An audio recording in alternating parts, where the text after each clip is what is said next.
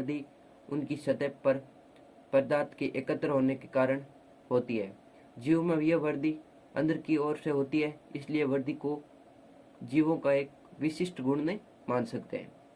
जीव में ये लक्षण जिन परिस्थितियों में परिलक्षित होता है, इनका विवेचन करना ही समझना चाहिए कि ये जीव तंत्र के लक्षण है। इस प्रकार के जनन में भी जीवों का अभिलक्षण है। वर्दी के संदर्भ में इस तथ्य की व्याख्या हो जाती है। बहुकोशिकीय जीवों में जनन का अर्थ है अपनी संतति उत्पन्न करना, जिसके अभिलक्षण लगभग उसके अपने माता पिता से मिलते हैं। निर्वाध रूप से हम लैंगिक जनन के विषय में चर्चा कर रहे हैं। जीव अलैंगिक जनन भी करते हैं। फैजाई कवक लाखों अलैंगिक बीजाणु द्वारा गुणन करती है और सरलता से फैल जाती है।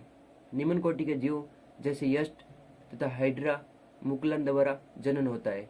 प्लेनेरिया यानी कि चपटाकर्मी में वास्तविक पुनर्जनन होता है, अर्थात एक खंडित जीव अपने शरीर के लुप्त अंगों को पुनः प्राप्त या जीवित कर लेता है और इस प्रकार का एक नया जीव बन जाता है। फंजाई तंतु में शैवाल मॉस का प्रथम तंतु सभी विघटन विधि द्वारा गुणन करते हैं। जब हम एक कोशिकीय जीवों जैसे जीवाणु, बैक्टीरिया, एक कोशिकीय शैवाल अथवा अमीबा के विषय में चर्चा करते हैं, तब जनन की वृद्धि प्रायवाची अर्थात कोशिका की संख्या में वृद्धि होती है। हम पहले ही कोशिका की संख्या अथवा भार की वृद्धि होने को वृद्धि के रूप में परिभाषित कर चुके हैं। जब तक हमने देखा कि एक कोशिकीय जीवों में वृद्धि तथा जनन दोनों शब्दों के उपयोग के विषय में सुस्पष्ट नहीं है। कुछ ऐसे भी जीव है जो जनन नहीं करते हैं। खेसरे, खच्चर, बंद, कामगर, मधुमक्खी, अनवर, मानव युगल आदि।